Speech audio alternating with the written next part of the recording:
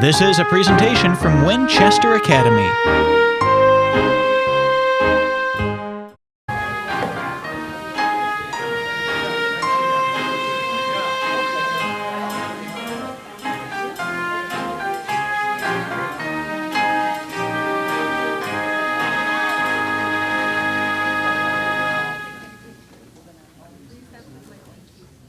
Nolan, somebody just told me that was my cue. I was sitting over there chatting with somebody. So, well, we are so happy to see some of the bravest, strongest, hardiest people in Wapaka. You guys, you get it, you deserve it. Yeah, give yourself a round of applause. We are really happy to see you folks, and you will be very happy that you came, I can guarantee that. I'm Vanessa Van Bentham, and I am the Vice President of the Winchester Academy Board. We do have one quick request. Please silence your phones, any other mobile devices you have. Just to kind of keep down the interruptions. First, we have another request. We want to thank Bill Steinmates for the coffee and cookies. Coffee on a night like this, I think Bill deserves a medal, actually.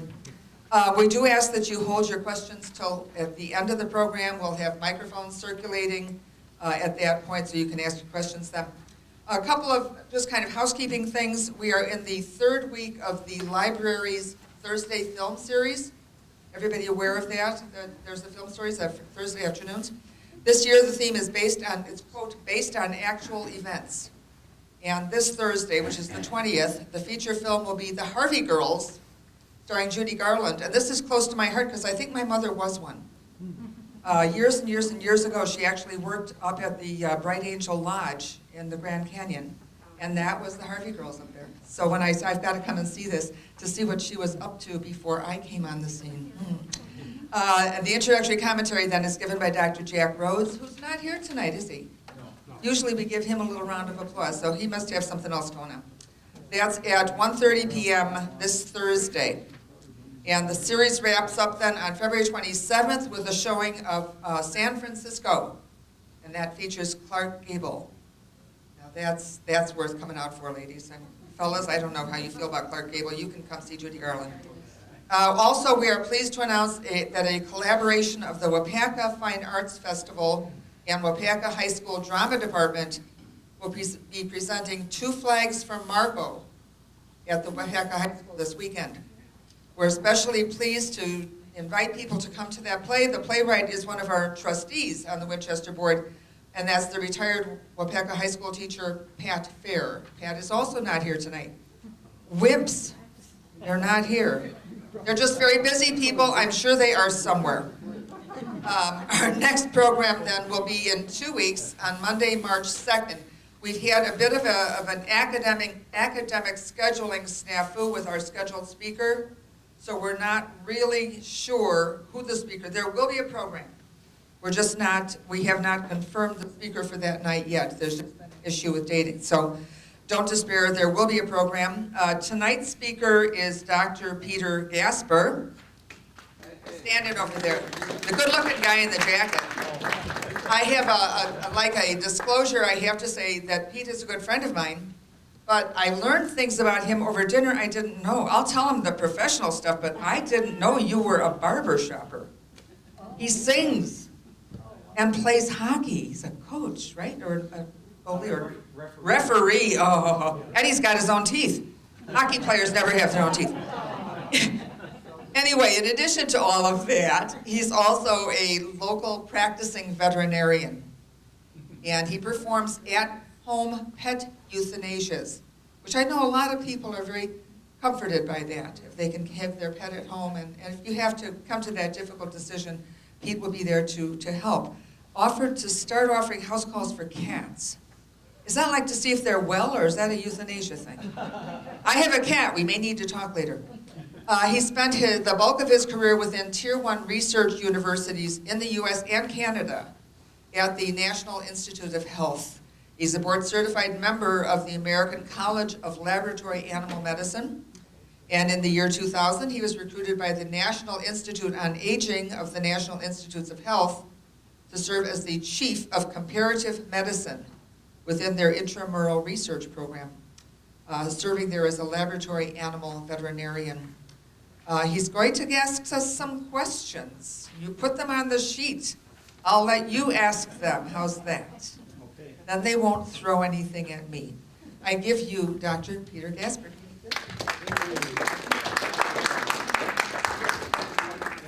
I don't know if this, is this working now? No.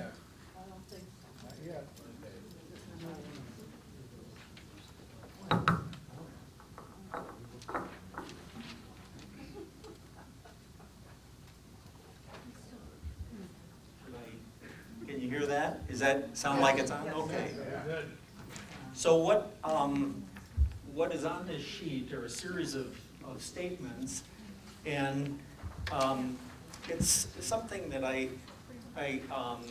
used when I was teaching anatomy at the University of Maryland. And it's a means to sort of introduce you to some of the words, and it gives me a feel for, where you're coming from. So I want you to just read through them, and then I'll ask for a show of hands.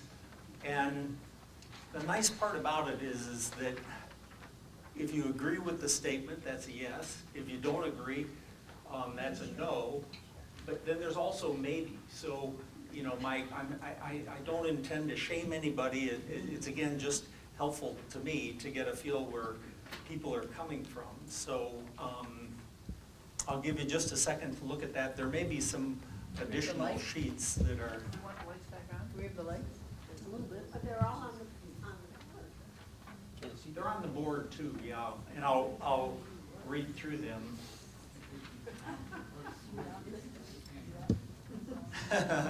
John Gusmer said he's having trouble pronouncing the first word.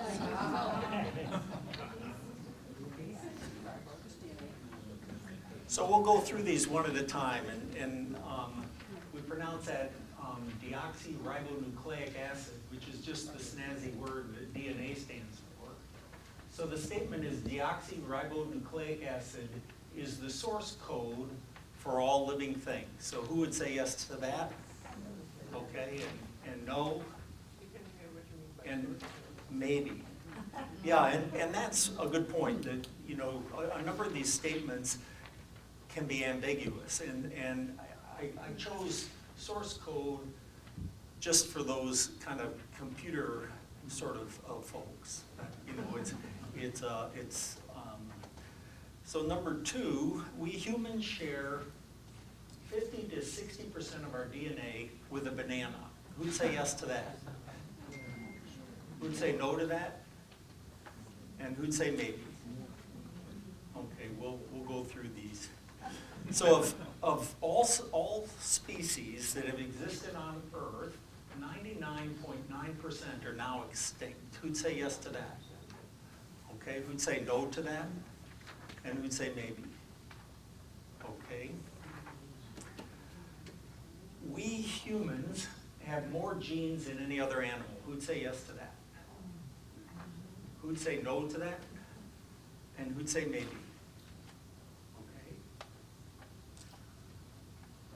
So not a single living organism has been reverse engineered. So reverse engineering is the process of taking something apart and then putting it back together. So reverse engineering, if you were to take a motorcycle apart, you'd be able to get it back together and it would work. So not a single living organism has been reverse engineered. Or the other way to say that is no scientist has been able to create life.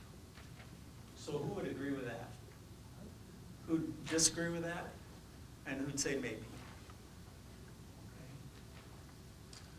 So speciesism is the belief that certain species, for example, primates or dolphins, are superior or more sentient than other species. So this is just a definition to see if you've heard the word speciesism. So who'd say yes to that? Who'd say no to that? And who'd say maybe? Okay. So over the last 40 years, every Nobel Prize in physiology or medicine but one, which is Barbara McClintock's transposable genetic elements, has depended on research using animals. Who'd say yes to that? Okay, who'd say no to that? And who'd say maybe? And then finally, number 8, scientifically, the critical benchmark in aging well is getting over oneself, or self-transcendence. Who'd say yes to that? Okay. Who'd say no to that? And who'd say maybe? Okay. So we'll conclude by answering those questions. So I was a member of Rotary, and this is a busy slide, and I can get a lot of busy, confusing stuff going at the same time. But for a while, I had the privilege of doing a column within the Rotary newsletter.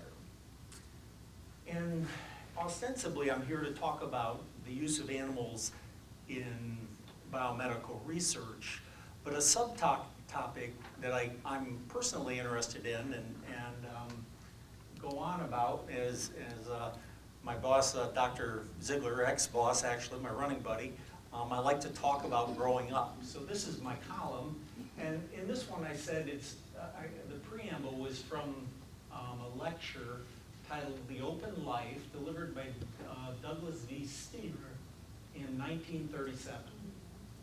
And the context is he was complaining that there just didn't seem to be much maturity in 1937.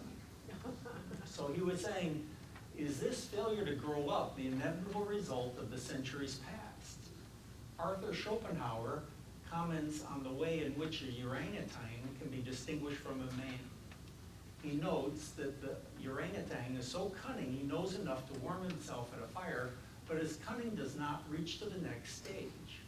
He does not know enough to put more wood on the fire to renew it. Do we in this generation know how to renew the fire of our great past, or must it slowly die out among us? Are we to go as the inheritors, living tamely off the principle that has been stored up for us? So it was Cindy from the Green, whatever it is, the Green Lantern, Green Fountain, who gave me the opportunity to do this, and I proposed growing up as a byline to have 300 words, which, you know, this seems like a lot of information here, but 300 words is short, in each of the month, because it's a topic of interest to me. I've had the privilege of rubbing shoulders with some of the world's authorities on the science of aging. All people age, however, how many people mature? On the 17th day of this month, I commenced my 58th trip about the sun. So that was back when I turned 57, now I'm 65. So I still consider myself young. That said, I'm comfortably aware of my personal immaturity, of the distance I have to go to grow up. In September of 2011, which was when this was published, we think ourselves smarter, certainly more technically advanced than previous generations. When I look about, I wonder, where are the grown-ups?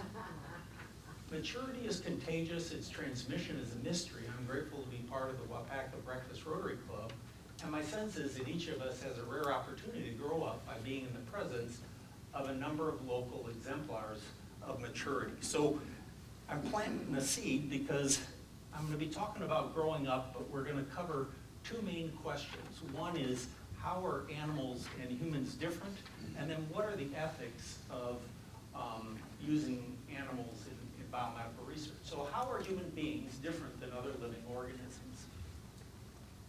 And it's a pleasure seeing Dr. Bonata here, because I wanted to talk about space. But I know that you had a previous speaker here at the Winchester Academy who talked about timefulness, how thinking like a geologist can help save the world.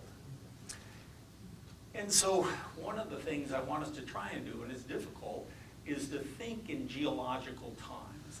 And you know, as we think about evolution and indeed 99.9% of all the life that's ever existed on the planet is extinct today.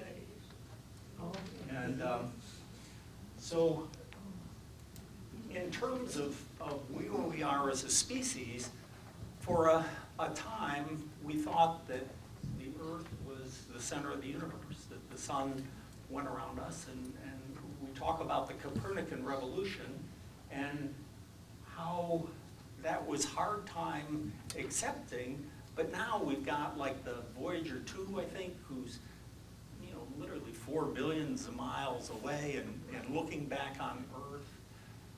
Well, in our lifetime, we're dealing with the Darwinian revolution. So we've gotten to the point where we can accept we're one planet among many, but it's a challenging concept to accept the fact that we're one animal among many. And I'm a veterinarian because I love animals, and you know, people figure I know about every animal under the sun except for humans. So I'll go to parties and people will ask me about their snails, you know.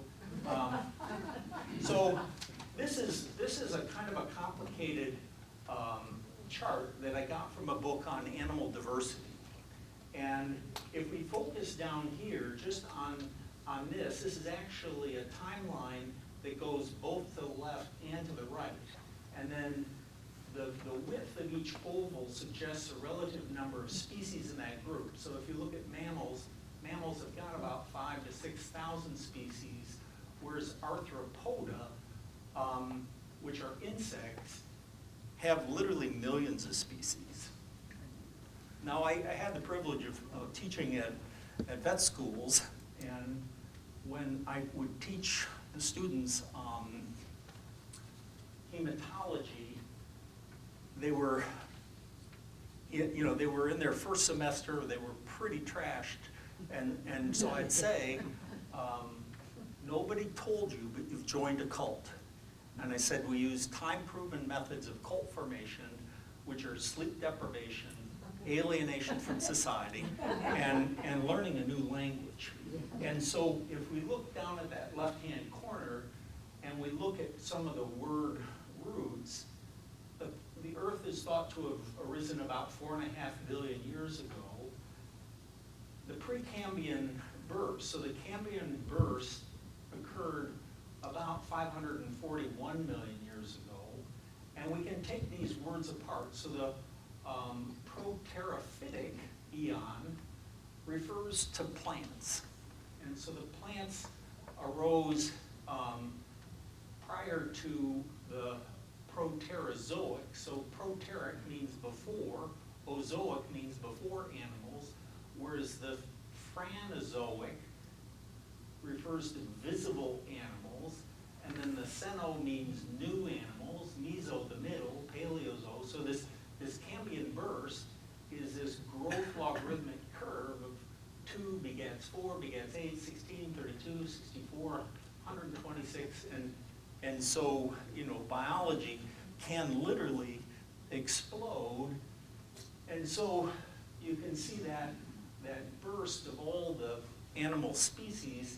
You can see with fishes, the width of that is wider earlier. And I've got another chart that kind of shows it a little differently. It goes in a circle where you see the 4.5 billion years ago formation of the Earth, and then the earliest start to photosynthesis. The atmosphere becomes oxygen rich thanks to the plants, and then we have the Cambian explosion here, non-avian dinosaurs, and about 2 million years ago we had our first hominins. So if we look at that area, I said 2 million, this is a 6 million, and it looks like we broke off from chimpanzees about 5 million, but here we are as Homo sapiens. And it's thought that Homo sapiens have been around for about 60,000 years. And it takes about 60,000 years to leave a respectable fossil record. So we're going to leave quite a record, but it takes about that amount of time. So if we think of all of life, whether it's a bacteria, a plant, a fish, a snail, everything operates on DNA. And it turns out that indeed people share about 50 to 60% of the same DNA. And I'm happy to provide people with references of the stuff I'm doing, but you can see here it says, yep, the one on the right is a fruit, the one on the left is an animal, but we do have some common DNA. So we're just not that special.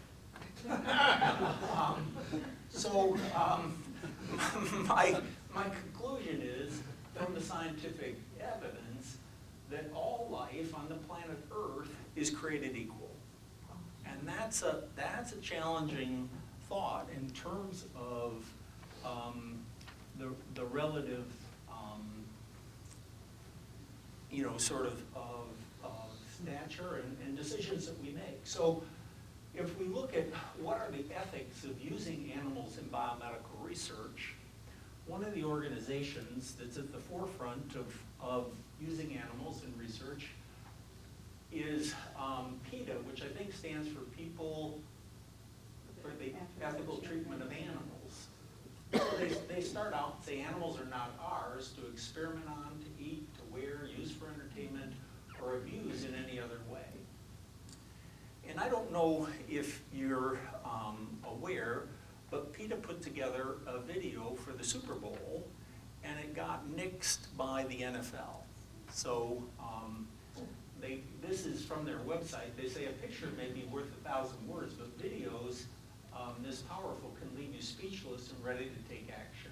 Every day we hear from people telling us that a PETA video inspired them to go vegan or make other cruelty-free choices. Check out some of the animal-friendly videos that have been seen by billions of times. They might just change your life. So I've got the YouTube video that got turned down. So the PETA Super Bowl ad, the NFL apparently doesn't want you to see. And what it involved was a series of animals that kneeled. And they took it off Colin Kaepernick's kneeling. And so they kind of confused things, and the NFL turned it down because it was controversial. But it ends with 2 slides. It said, respect is the right of every living being. And then it ends with a hashtag of end speciesism. And I say it's speciesism, it's got an S in there, so I think it would be speciesism, but it's easier to say speciesism. But it's something that if you back up and you say, well, if all life has been created equal, the entire ideas that I've had regarding the ethics of use of animals in research was pretty well formulated by Albert Schweitzer. And you can see this quote that's on your yes, no, maybe sheet, that he said, I am life which wills to live in the midst of life which wills to live. And I think that there needs to be a reverence for all life. And this Far Side cartoon shows early vegetarians returning from a kill, but you could argue that all life is worthy of respect and a reverential treatment. And it's a dangerous slope to start worrying about whether or not one animal is in one way superior to another. So one of the hats I've worn in life is serving as an animal policeman for the use of animals behind the closed doors of research. And the way it works is that if you're going to perform a study, if you've got reservations about performing that study in a primate, then you shouldn't be doing it in a mouse. And there are some people who would argue that a mouse is like a furry test tube, or it's a rat is okay, but a primate's not. So it's really a difficult concept, and I want to assure you that animals behind the closed door of research get treated very well. That I've now been a practicing veterinarian, and there's often times that people don't want to admit that their animal is suffering, and it may not be in terms of putting them to sleep, but if behind the closed doors of research some of the animals that I've witnessed having practice now, investigators and labs would get into great trouble for having an animal that they had not put to sleep prior to that. So I've got an article that I wrote on my LinkedIn page back in 2016 of, is animal research necessary? And I've got copies of that article if anybody's interested, and you could look it up on LinkedIn. But I asked, you know, a series of questions of, is it because of, is it necessary because animals have rights? And I quote a rant by Dennis Miller going on about, you know, different aspects of it, but and then I bring up a book that's titled Some We Love, Some We Hate, Some We Eat. Why is it so hard to think straight about animals? So there's certain hypocrisies where, you know, I worked at the Oshkosh Area Humane Society, and what they were proposing to solve their mouse problem was just horrifying, but they were mice. And so, but what my conclusion is that animal research is necessary, born out of humility. So systems biology is an attempt to put mathematics to the workings of an entire animal. But I can tell you as a veterinarian, and Terry, I'm sure, can tell you as a physician, the inner workings of an animal are so integrated and so complicated working together that you really can't simulate it in a computer. You really can't do it in tissue culture. You really need it to be tested in an animal. So for example, you can go into the store, the body shop, and there'll be products that'll say not tested in animals. But it's a bit deceptive because every single one of the single ingredients that's in their particular recipes has been tested in animals. And we want it that way because we don't want something like happened with thalidomide. You know, it's important to test a number of these things prior to doing. But systems biology is the computational and mathematical modeling of complex biological systems. So systems biology is about putting together rather than taking apart, integration rather than reduction. It requires that we develop ways of thinking about integration that are as rigorous as our reductionist programs, but are different. It means changing our philosophy in the full sense of the term. So that yes, no, maybe about Nobel Prizes, they indeed needed to use animals to really, truly make the point. And you know, it's called Cartesian thinking, but reductionist is if you take one component of it, you're not really grasping what truly happens in a human patient or in a veterinary patient. So I said as 2016 commences, we humans are capable of reverse engineering almost anything. We can take apart most things and put them back together. However, as of yet, we've been unable to bring back to life any living organism that has died or that we have killed.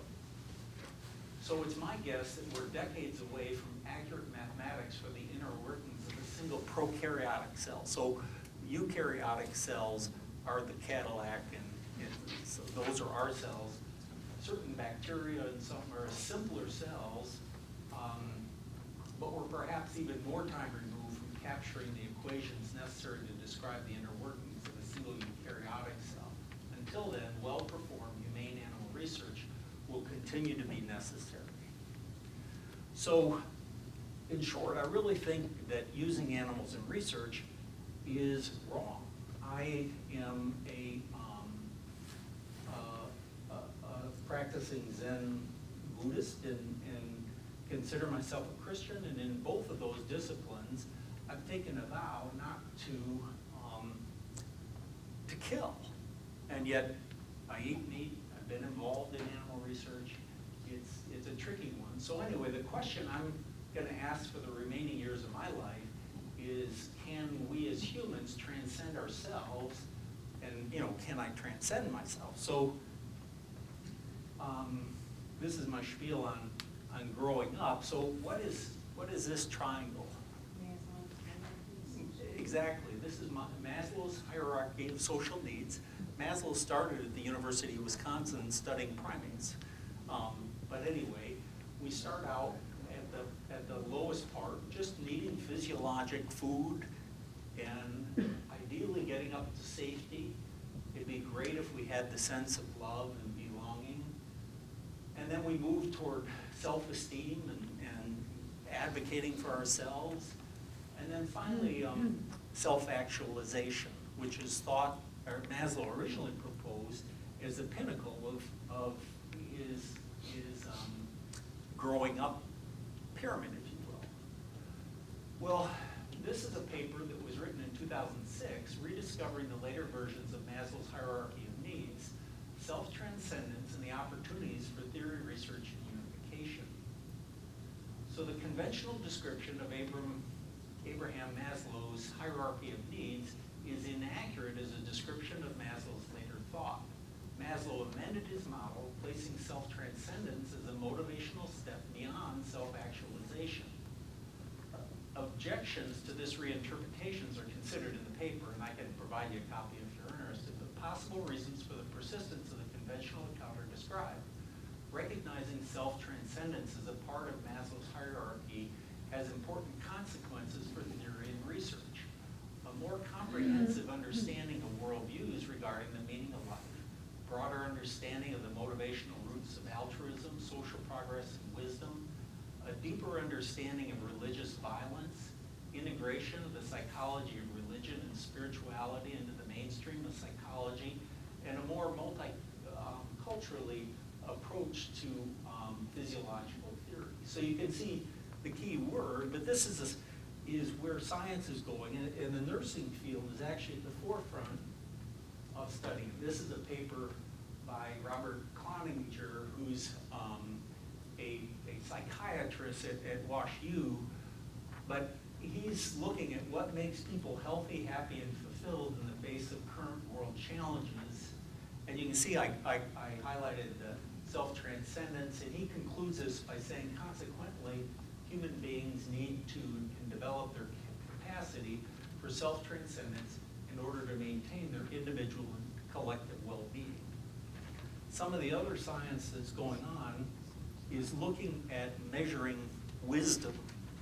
So this woman, Dr. Judith Gluck in Austria, has got quite a paper. In fact, this entire issue of the Gerontological Society of America was on new developments in the psychology of wisdom.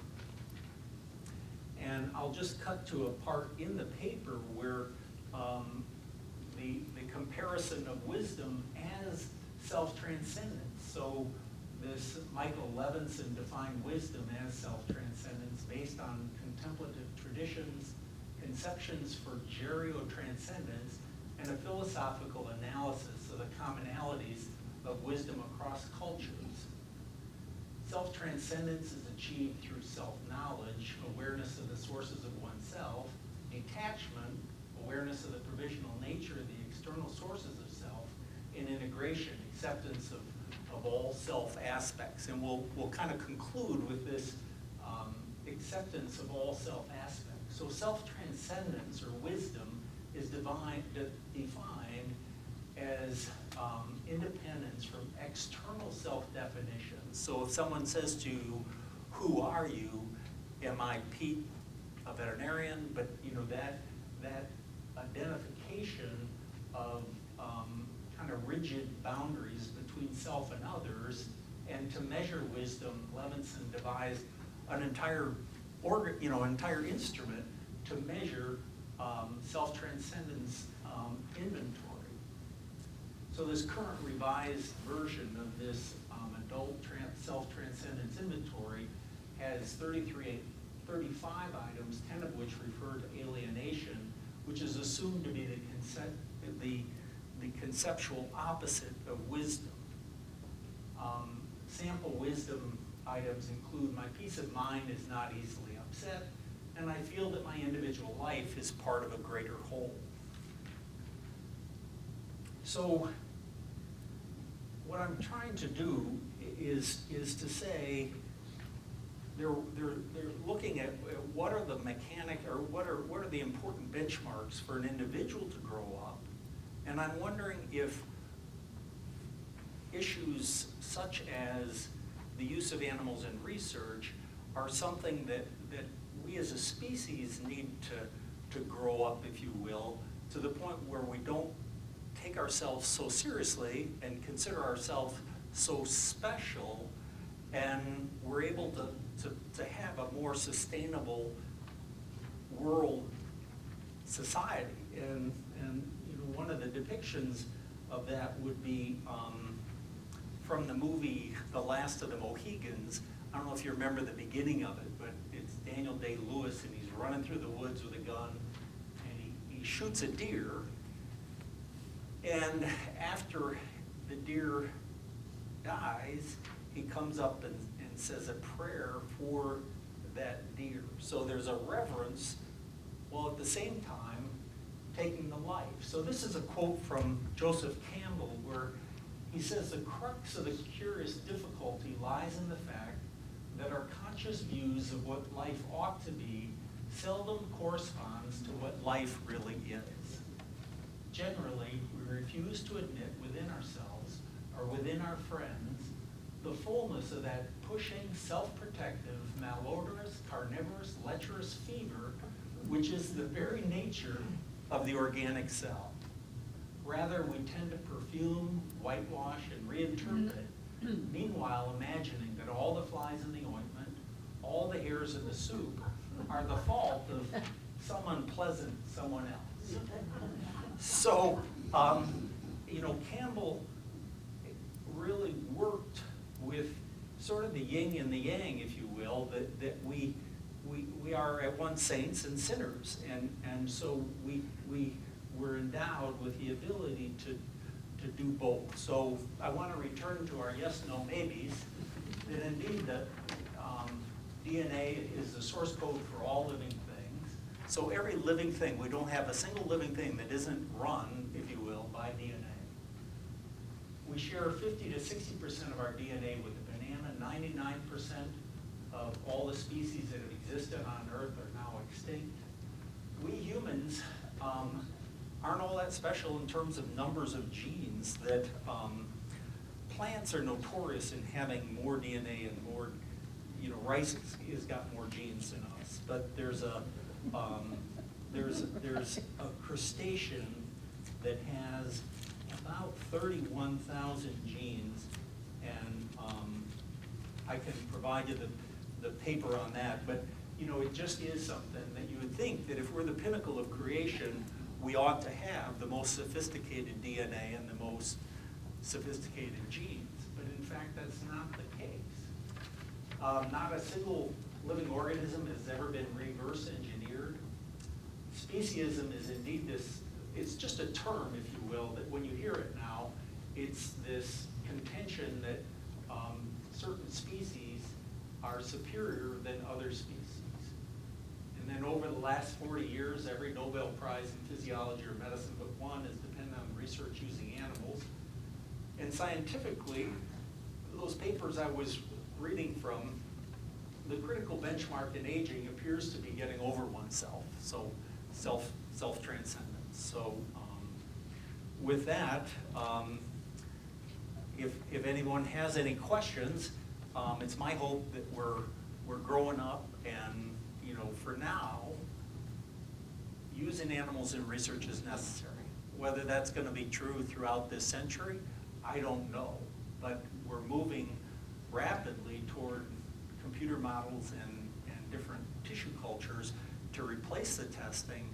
But right now, every single product that gets approved by FDA, for example, is tested in animals.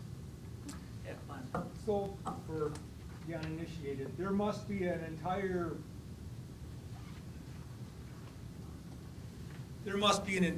code of ethics or a book about how you can use animals in research that kind of defines that relationship? Yeah, it's overseen by the Public Health Service and also by the USDA. And so the USDA is the same organization that inspects humane societies and various, dairy operations and so on. But the Public Health Service has its own requirements, and it's extraordinarily regulated. So if Lawrence University, for example, wants to do research using animals, and that includes frogs are a main one because they got big eggs and stuff. So Xenopus is the particular frog that's used. There's what's called a Animal Care and Use Committee, and you can't go past go until you get approval for that protocol. So when I worked at NIH, NIH intramural program, which is where I worked, you don't need to write a grant. So the only thing that stands in the way of a good idea and doing your research is getting your animal study approved. So it's a committee that invariably has a clergy member, members of, the community, different scientists. So it's a very well-regulated thing. But one of the things that Einstein said, he said, it wouldn't be called research if we knew what we were doing. And so it's a real challenge to have the oversight and yet not have it so regulated that you can't make a mistake. You have to be capable of saying, what was I thinking? That was not a good idea. So, yeah, Larry. In our lifetime, our government has sacrificed black men to study syphilis. Other governments have sacrificed other people to see how long people can stand cold water. And of course, our CIA has experimented with LSD, having, I suppose, college students jump out of windows. Is there any reason that today we should trust our government more than we did in the past? Yeah, I think that, it's kind of a rhetorical question, and I think that one of the aspects of being a veterinarian has to do with trust. And Harry Truman said, if you want a friend or somebody you can trust in Washington, D.C., get a dog. And I think we're at a point where, the story of what is going on, and I spent the month of October in China, and what's going on with the coronavirus is quite scary, and that is an instance where right down at Madison, they're doing studies on animals to try and come up with vaccines or treatments for that coronavirus. But what's happening at a societal level, and we won't know for probably 20 years. Excuse me, when we look at human society, it's changed and it's constantly changing every day. We're looking at just a certain period in our lifetimes. Look what's happened over the hundreds of years. I mean, even 50 years ago. And you think I think of India, where the cows are running around on the streets and whatnot. Every culture has a different value. And as I say, I think in history we're proving our values are changing every day, whether we want to equate them as good or bad or whatever. And it's the human being, I'm thinking, is more the problem than it is any other species. Yeah, it's one of the delicate things of organizations like PETA, because I think, I think the Joseph Campbell quote captures the coexistence of the just carnivorous cell, if you will, that wants to live, and then the mothering instincts and altruism. But I think that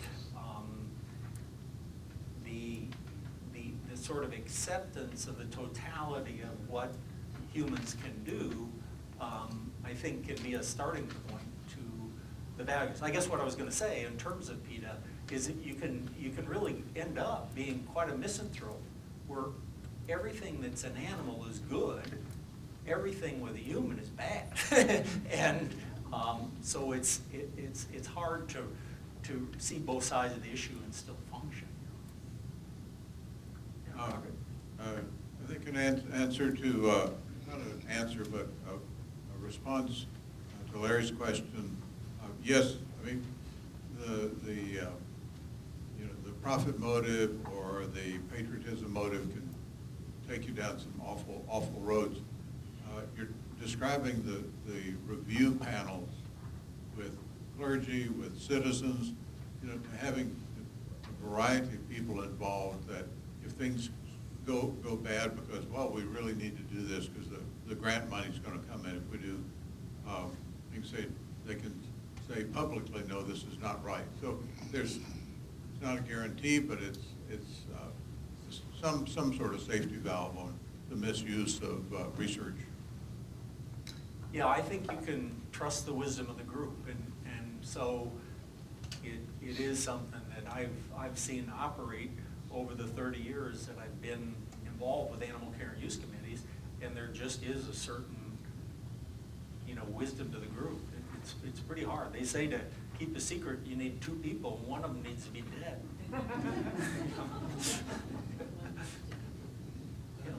Would you talk about number 3 and how that 99.9% was arrived at? Well, it's something that you could Google, and but I think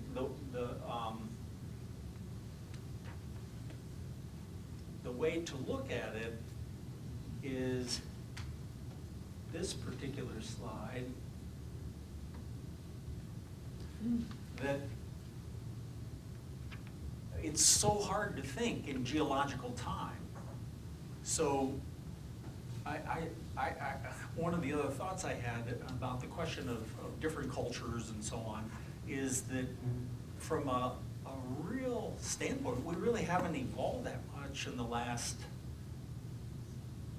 maybe 10,000 years. So, the humans that were dealing in Rome, they weren't endowed with anything less or more than us, if you will. But so I think that to try and get this concept of 99.9% being extinct, it's a matter of looking at it as that many species over that amount of time. Robert? You can start by looking up Permian Extinction. It's, I just remember that it's about 252 million years ago. Thanks to the source of all information, Google. But in the Permian Extinction, they estimate between 90 and 96% of the existing species were wiped out. And so it's well before the dinosaurs came along. So it wasn't the dinosaurs stomping on them. All right. It's not clear what caused it, but that's one of the great deaths. Yeah, it's again something that I think we're just designed to think in short term. Dr. Pete. Yeah. You know I'd have to speak up. Uh-oh. No, well, we talk about the ethics of animal research. I think everybody pictures animals in a cage and how they're being treated and so on and so forth. But there's other ethics of research we have to consider too. And I'm reading a book on the mosquito. And it's surprisingly fascinating that they estimate that over history there's been around 106 billion people on this planet, and the mosquito has killed 52 billion of them. So mosquitoes have killed half the population of all humans, and it's decided the fate of wars and societies and everything else.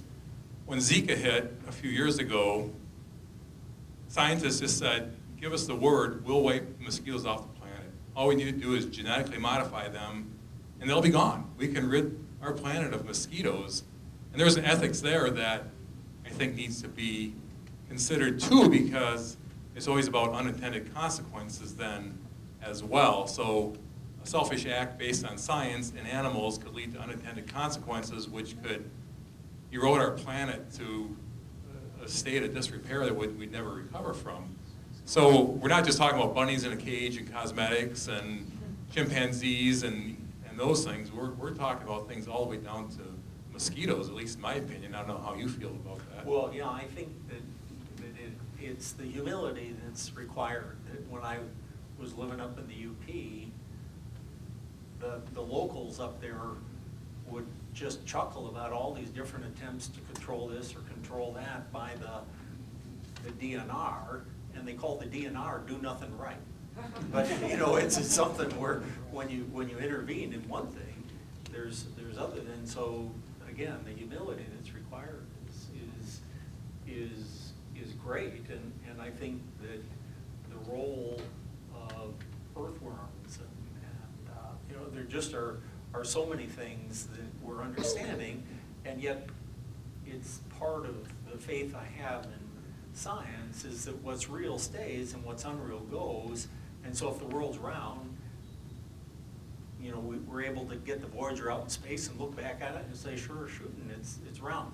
But you know, I just think that there is a steady progress of this, and so my shtick is really that we will hopefully get to the point where we have respect for all life, like Albert Schweitzer. Albert Schweitzer, you know, if he had ants on his cookies, he wouldn't kill the ants. You know, he was really pretty extreme. Do we have any more questions? So again, if there's anybody that has got interest in any of the stuff I mentioned here, I'm happy to provide the back sources, but you can Google it too. Well, thank you very much. Oh, wait. We got another question. We've got plenty of time. Okay. I have to ask, what's the ultimate end goal of doing research on animals? You know, just like years ago we did them on human beings. You know, like I would say, if anybody thinks there's an end goal, it would be to have this perfect, forever living earth and world, and everybody have, you know, obtain this level of godliness. And, you know, with you know, human beings being of different beliefs and different traditions, you know, like say, you know, people that are so war-oriented, you know, like I think back on my emergency response to terrorism course, you know, we saw what goes on in the labs with the monkeys and the other animals with the biochemical warfare. And so what I'm trying to get to is, I believe human beings will destroy the earth before there's ever a gain in ultimate godliness with human beings and with animals. And it's like all living beings have a will to live. And so, you know, as a veterinarian doctor or a doctor who oversees human beings, I mean, shouldn't we have more where we look at it like, you know, they're suffering. You know, we're doing things to other living beings and causing them to suffer to reach an end goal that will never happen. And, you know, where's our moral responsibility? Because, you know, like when you said about the panels of people that oversee the labs, you know, clergymen, important people in the community, citizens, doctors, and it's like, okay, you know, like clergymen, all religions have their beliefs, and my own personal belief is like, say in the Christian religion or the Sado-Christian religion, you know, so many people say, well, you know, God created the human being in his own image, but I believe strongly that the human being created God in their own image, and then they look at this and say, well, God gave us these animals to use for our own, you know, needs. And then it's like family tradition, family cultures, you know, our cultures, religion, traditions, and it's like we destroy so much. What would happen if we would just leave things be, you know? But my big question is what is the ultimate goal? Yeah, the ultimate goal. Yeah, I think it's a good question, and I think that it's part of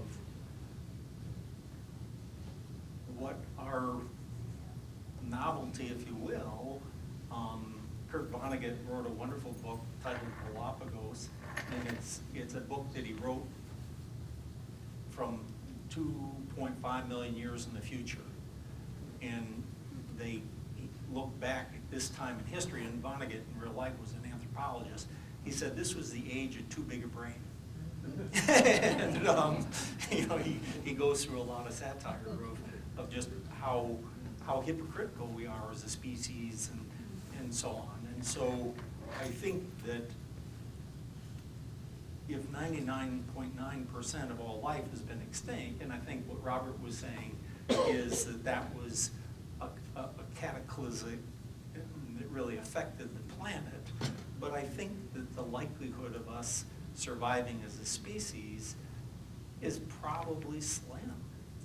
And I don't want to be pessimistic about it, but I just don't think that we're in charge. That, I think that we could be hit by an asteroid, and there are any number of different cataclysms that could happen that we can't even anticipate that could cause an extinction. And so I think that, to me, it's part of our curiosity as people, and I, for one, am grateful that I can stand up here and point to research which suggests evolution. And for a time there, we thought that our planet was the center of the entire universe, much less the solar system. And so, I think that the take home I'm getting is that we're just not that special. And I'll just add one really quick question. Oftentimes now, people, you talk about how this is evolving. We see on cosmetics and such, it'll say no animal testing. So it sounds like we're moving to a place where we're doing less. We're finding other ways to do these things. Can you kind of speak to what progress is being made in that? I thought, in having the opportunity to give this talk, I might do some homework on the relative numbers of animals used across all of industry. It's a little tricky because big pharma and so on is a big part. You look for what are called teratogenic effects, which is whether it causes birth defects. And so as you go through the approval of a new drug, each of those gets tested in animals. So there's a facility in Madison, an organization called Covance, which is a CRO, contract research lab. And if you've got your own little biotech molecule that you want tested in animals, they'll do it right there out by the airport in Madison. So it's those numbers are out there. My sense is we're doing far less primate research. It's interesting in Canada. I worked up there directing an animal program at the University of Alberta, and in Canada they really don't use any primates, whereas they actually use a number of dogs and cats in their biomedical research programs. Whereas in the United States, there's a lot more primates that are used and far fewer dogs and cats. But if you were to look at a sort of a pie chart of what animals are being used, it's majority mouse and rats. And the mice now have gotten so genetically engineered, and particularly with the developments with CRISPR, that you can have a mouse, $200 mouse.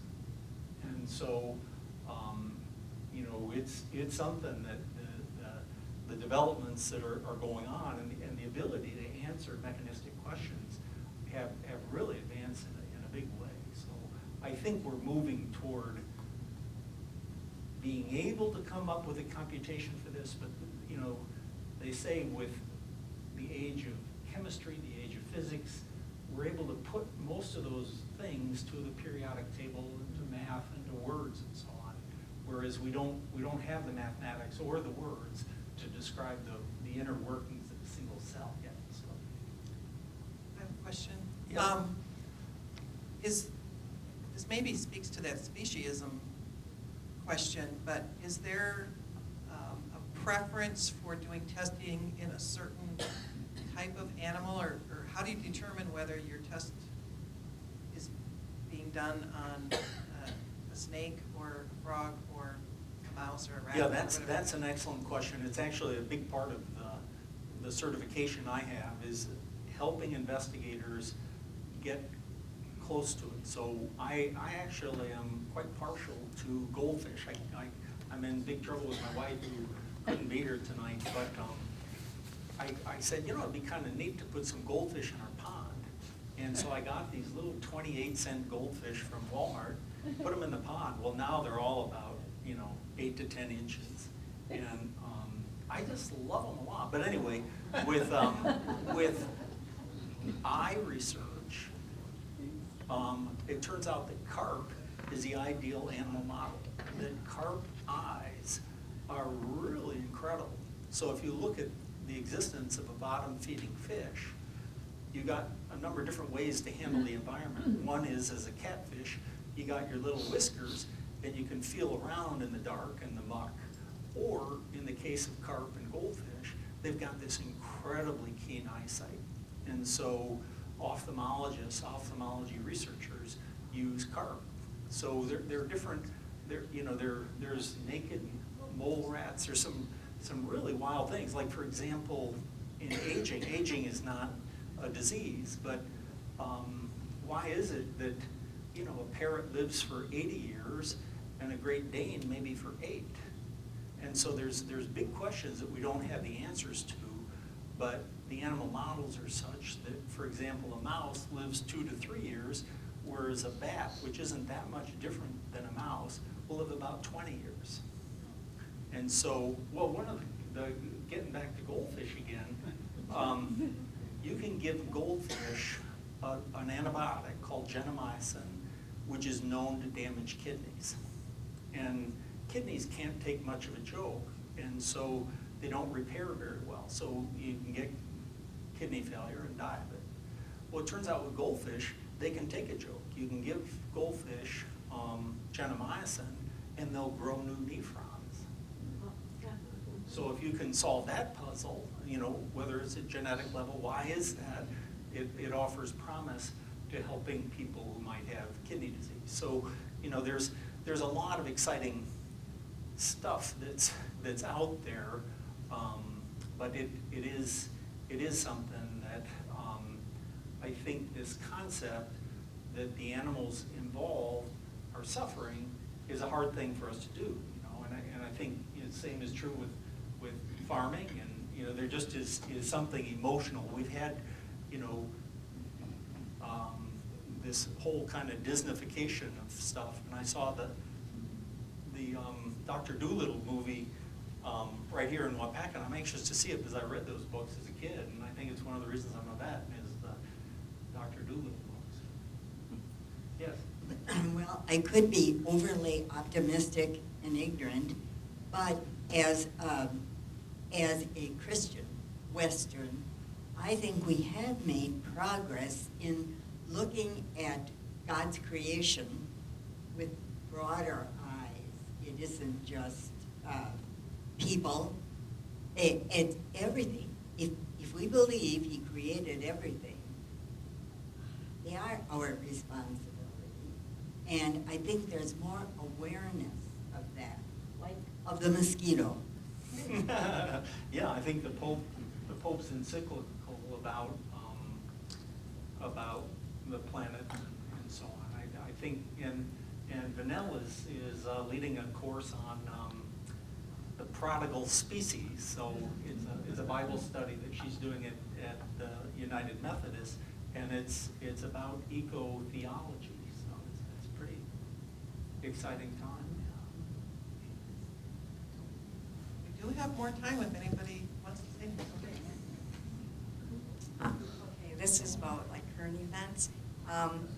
Do you have any knowledge about that new virus that's going around? Because I heard earlier today that something about the wildlife in China and the individuals that would hunt and eat the wild animals out there, that's contributed to this Coronavirus? Coronavirus, Yes. like the beer.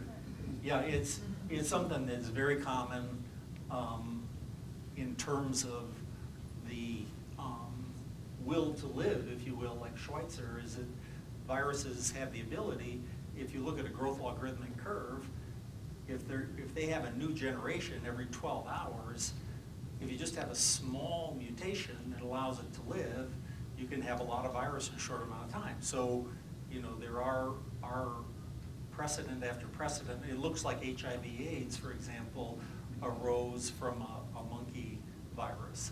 And so there's, you know, smallpox, you know, the list goes on that this ability of a virus to go, like when I was in veterinary school, parvovirus was only in cats. It was panleukopenia virus, and then it arose in dogs and became an issue in dogs. So you know, there's a will to live and the ability to become infectious where it wasn't. So, you know, Ebola virus and a number of those things.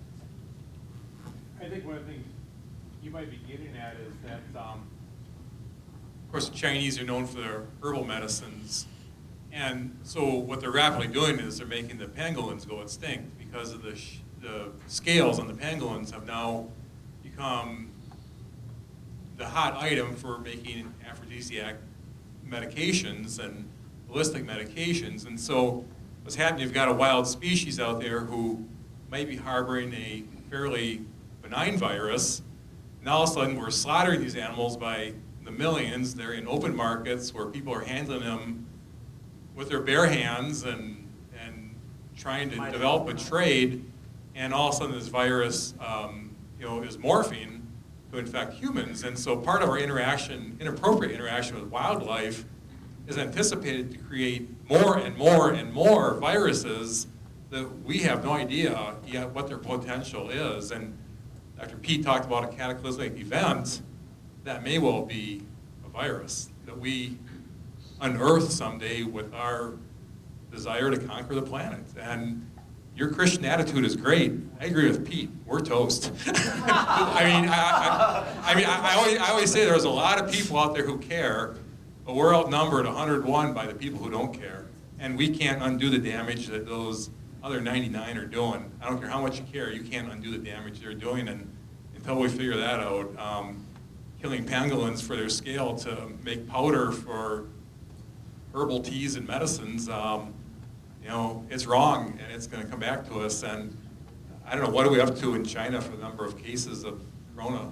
Hundreds of thousands, and then they're paying the price. So, you know, interesting times. Yeah. Move to the UP like Pete did. I came back. Yeah. Well, I'm sure everybody wants to get home through the weather, so let's pack it up. And thank Dr. Gasper once more. Yeah.